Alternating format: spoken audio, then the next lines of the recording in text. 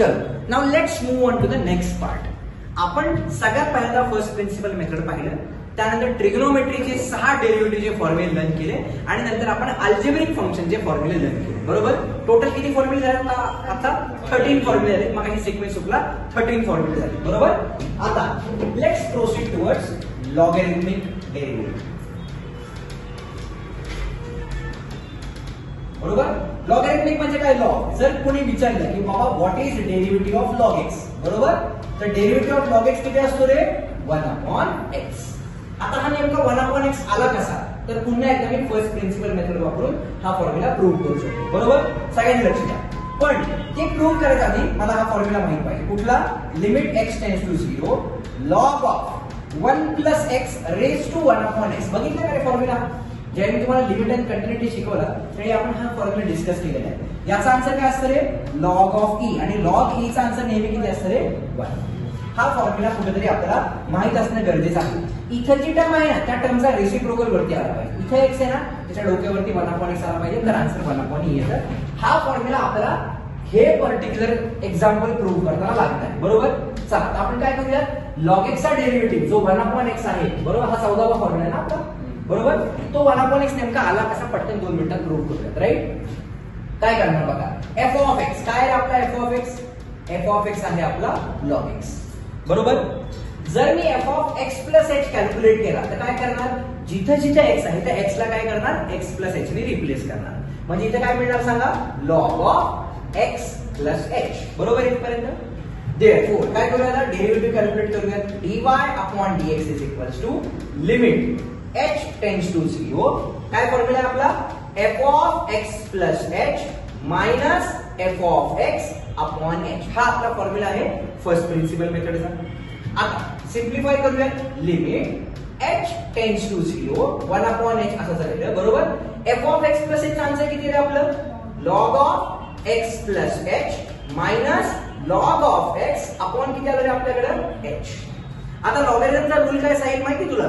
नंतर लिहून घे. लॉगॅरिथमचा रूल काय आपला? log a. बघा चेक करा.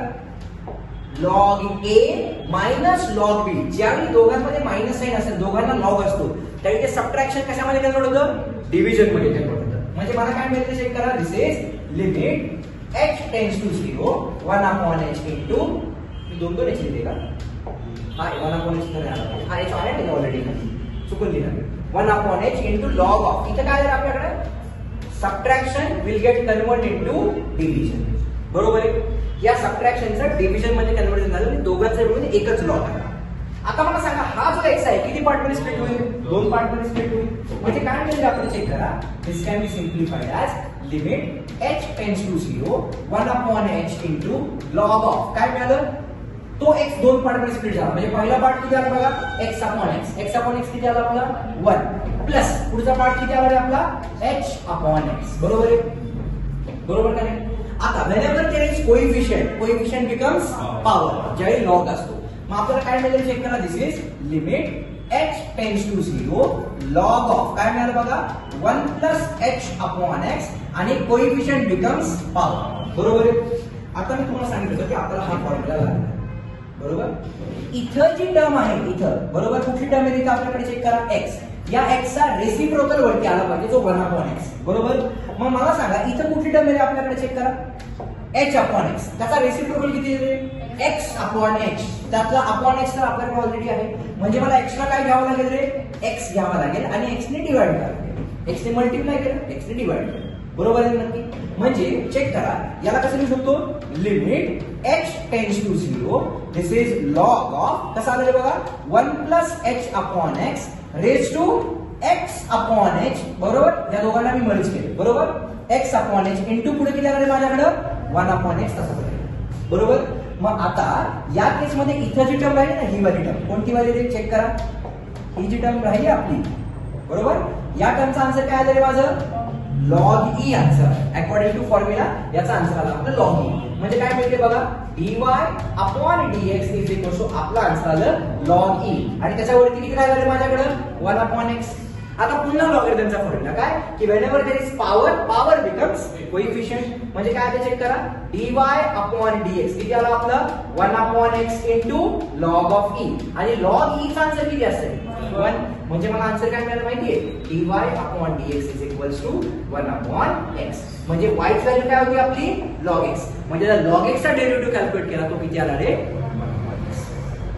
हे काय झालं माझं लॉगॅरिथमिक डेरिव्हेटिव्ह. कळालं नक्की सर. आता याच स्लाइड मध्ये मी पुन्हा एकदा दोन अजून नवीन फॉर्म्युले तुम्हाला सांगतोय. लेट्स टॉक इट ॲज और let's call it as exponential derivative. काय रे एक्सपोनेन्शियल डेरिव्हेटिव्ह. आता एक्सपोनेन्शियल म्हणजे काय, x डोक्यावर बसला पाहिजे. म्हणजे काय की जर तुम्हाला विचारलं की बाबा derivative of e raise to x, x डोक्यावर बसला, e रेज टू x चा डेरिव्हेटिव्ह काय असतो आपल्याला माहित पाहिजे. e रेज टू x चा डेरिव्हेटिव्ह काय असतो चेक करा सर्वांनी. It is e raise to x into log of e. कसा तुम्ही फर्स्ट प्रिन्सिपल मेथड वापरून याला सॉल्व्ह करू शकता. बरोबर. पुन्हा एकदा सांगा, लॉग e चा आन्सर किती असतं रे 1. म्हणजे काय मिळालं मला e raise to x into 1. म्हणजे आन्सर काय मिळालं e रेज टू x. म्हणजे थोडक्यात काय की जर e रेज टू x चा डेरिव्हेटिव्ह कॅल्क्युलेट केला तो डेरिव्हेटिव्ह किती येतो रे e रेज टू x च येतो. Exponential function. एक्सपोनेन्शियल म्हणजे काय माहितीये, ग्राफ असा बूम, तुम्ही शून्यातून सुरुवात केली आणि परत कधी मागे वळून बघितलंच नाही, डायरेक्ट बूम. बरोबर हो की नाही. This is exponential curve. बरोबर. चला आता अजून एक एक्सपोनेन्शियल फंक्शन आहे कुठलं रे, derivative of a raise to x. बरोबर. इथे बघा e रेज टू x चा डेरिव्हेटिव्ह काय होता e raise to x into log e. तर a रेज टू x चा डेरिव्हेटिव्ह काय असतो a raise to x into log of a. हे झालं माझं एक्सपोनेन्शियल फंक्शन. म्हणजे आपण या व्हिडिओ मध्ये काय पाहिलं, लॉगॅरिथमिक आणि एक्सपोनेन्शियल डेरिव्हेटिव्ह पाहिलं. कळालं नक्की सर्वांना. शुअर. डन.